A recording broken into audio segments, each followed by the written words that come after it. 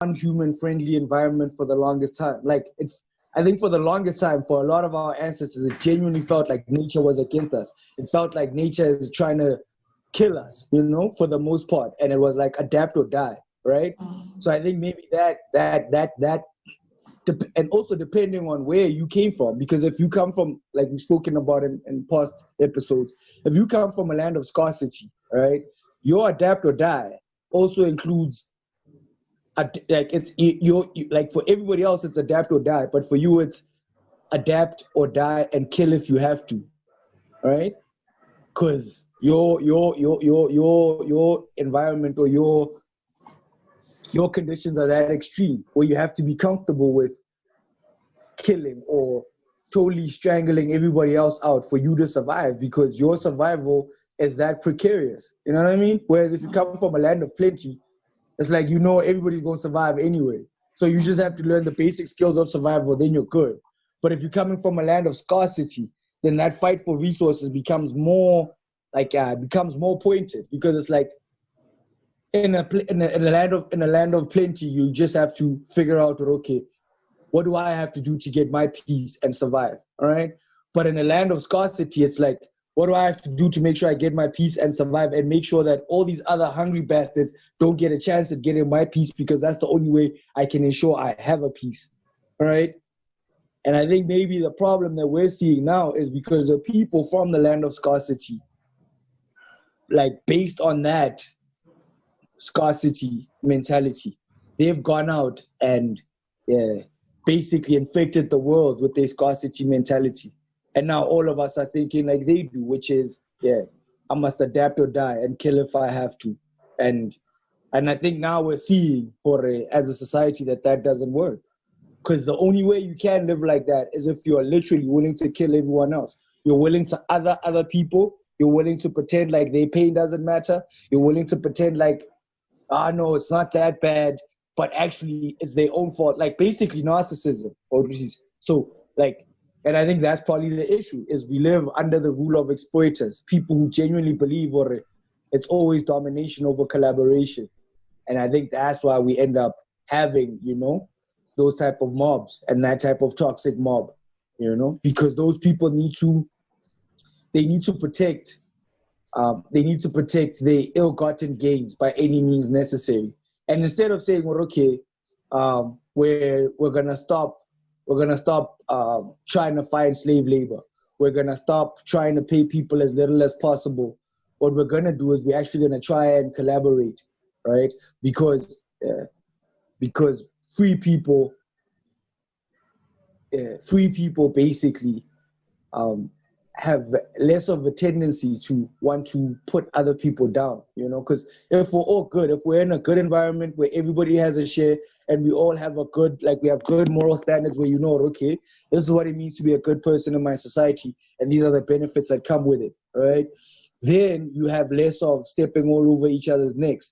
But I suppose because these people are exploitative and they are narcissistic, they have to create chaos, because that's the only way they get to keep their gains.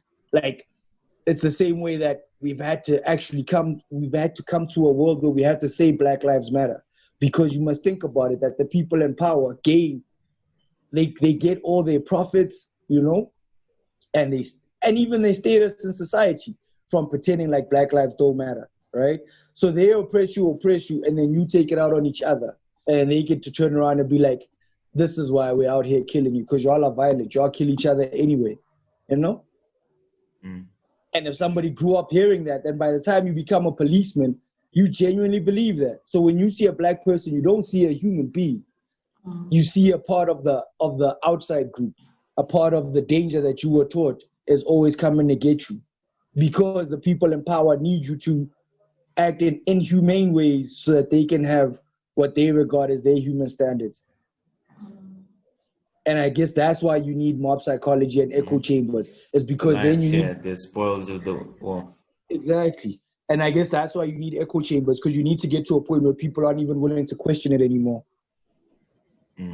So let's talk about how all of that is amplified by social media now, because there's this documentary that's out on Netflix that everybody is buzzing about. It's called The Social Dilemma.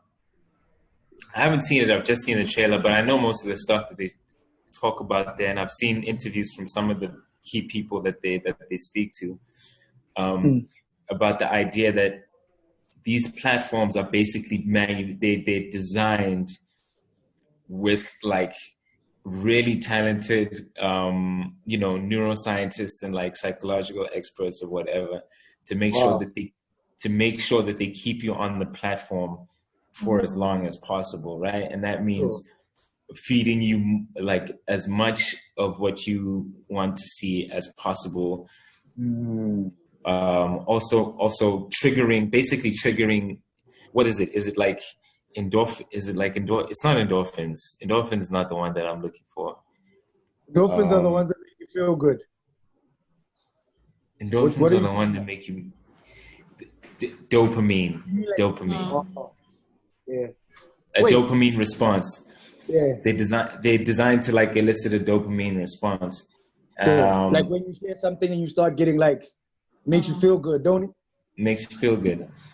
And so that's like keeping you on the platform for long. And then the algorithm like catering to like one thing, do you know what I'm saying? Sends people down a spiral of like reinforcing.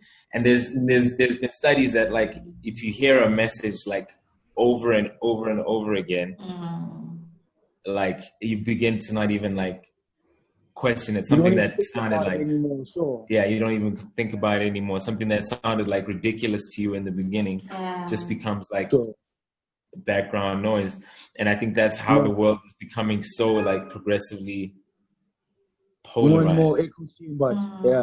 It's more and more mob psychology versus mob psychology. So, but that's the other thing also is if you can get someone who can frame the world for you as if it's an us against them, then even if what they said initially was ridiculous, right? Because I'm pretty sure that the first white person who was told that black people are animals had some questions about that. Like, I mean, I know they're darker than me. I know they don't look like me. I know they have a different culture. But if we can mate, doesn't that make us the same species, right? Right? So how can they not be human? Like, that makes no sense. Because if you say, okay, like for instance, like apes are not human in the sense that you could never mate with an ape, ever. However, every human being, regardless of what they look like, right? Regardless of where they come from in the world, you know that we're the same species because you can have, as a man, you can have a child with an Indian woman, or this is a woman from South America, or this is like a woman from Africa, a woman from Europe, because we're the same species. So now, when you present it in a way that says, these people are the other, and you are in danger of them, and you need to protect yourself against them. That's probably why people get so entrenched and so defensive, because now you know it's not true logically, right? But emotionally, you feel like, okay, no, I can never trust black people, because if enough black people get around white people, they can literally like breed us out. Everybody can just become colors, and then there are no more white people. So now you have to have that fear. Or if you're taught that women are the threat, then you're like, no, I must only be in situations or institutions where men are in charge and men are the members, because if you let a woman in, it's the whole story